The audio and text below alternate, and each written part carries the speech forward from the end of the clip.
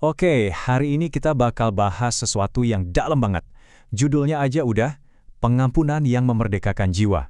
Kita akan belajar dari kisah hidup yang luar biasa, kisah seorang Corrie ten Boom. Langsung aja kita mulai.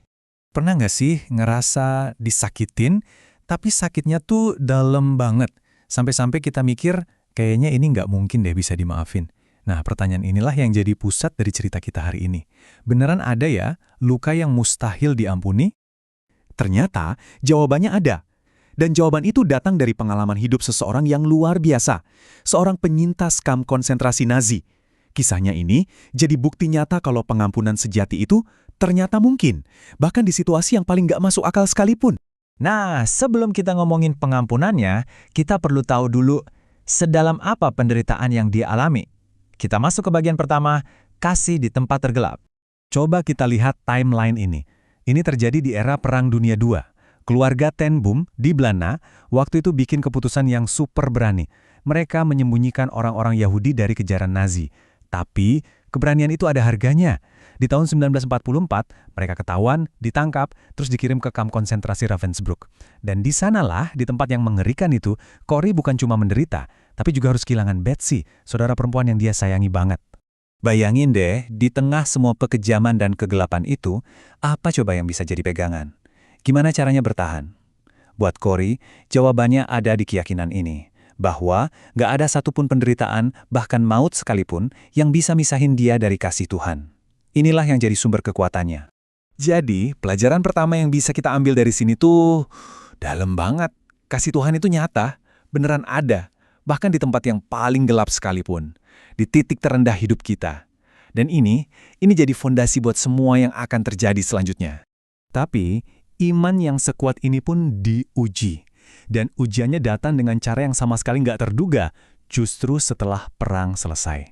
Oke, kita masuk ke bagian kedua, di mana kita lihat kalau pengampunan itu ternyata sebuah keputusan, bukan cuma soal perasaan. Coba bayangin skenario ini. Beberapa tahun setelah bebas, Corrie lagi ngasih kesaksian di sebuah gereja di Jerman. Tiba-tiba, di depannya, berdiri salah satu penjaga paling kejam dari kamp Ravensbrück. Orang itu nggak ngenalin Corrie. Tapi Corrie, wah dia ingat banget. Dia ingat semua penderitaan yang disebabkan oleh orang itu. Dan di momen itu juga, di dalam hati Corrie terjadi perang besar. Perasaan manusianya bilang benci, sakit hati, dendam. Tapi di sisi lain, imannya menuntut sesuatu yang berbeda. Taat untuk mengampuni, untuk mengasihi, untuk melepaskan. Perasaan lawan ketaatan. Dan pertarungan ini cuma terjadi dalam hitungan detik. Di tengah pergumulan hebat itu, ayat inilah yang muncul di benaknya. Si penjaga itu, dia ngulurin tangannya. Dan Corrie tahu, dia harus memilih. Dia nggak merasa pengen ngampunin sama sekali. Tapi dia memilih untuk taat. Dan di situ dia sadar sesuatu yang penting banget. Pengampunan itu ternyata bukan soal nunggu perasaan benci hilang dulu. Bukan. Langkah pertamanya adalah, ini keputusan iman. Kedua, jangan nunggu perasaan yang pas atau enak dulu. Dan yang ketiga, ya udah, lakukan aja. Melangkah dalam ketaatan. Dan buat dia, itu artinya menjabat tangan orang itu. Dan begitu dia melakukan itu, sesuatu yang luar biasa terjadi. Dia ngerasain ada aliran kasih, pengampunan, yang dia tahu betul bukan datang dari dirinya sendiri. Nah, ini pelajaran keduanya. Kuasa untuk mengampuni itu bukan dari kita. Itu adalah anugerah yang Tuhan kasih, justru saat kita memilih untuk taat. Keputusan 1 detik itu, gak cuma membebaskan Corrie, tapi benar-benar mengubah sisa hidupnya. Kita masuk ke bagian terakhir. Gimana caranya luka bisa diubah jadi berkat? Sejak momen itu, hidup Corrie punya tujuan baru. Dia mendedikasikan sisa hidupnya untuk keliling dunia. Lukanya nggak dia sembunyiin, justru sebaliknya. Dia pakai ceritanya, cerita tentang penderitaan dan pengampunan untuk menyembuhkan orang lain. Dan kesaksiannya itu jadi alat yang luar biasa kuat.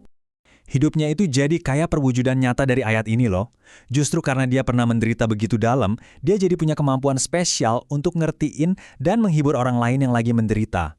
Lukanya bukan jadi akhir dari cerita, malah jadi awal dari sebuah pelayanan yang besar.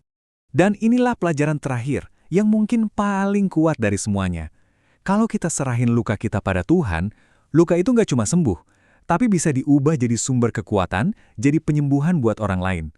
Rasa sakit kita ternyata bisa punya tujuan yang jauh lebih besar. Jadi, inti dari semua ini apa? Gini, kisah Corrie ten Boom ini benar-benar mengubah cara kita mandang pengampunan. Mengampuni itu bukan berarti kita lemah, Atau kita bilang, oh ya udah perbuatan kamu nggak salah. Bukan.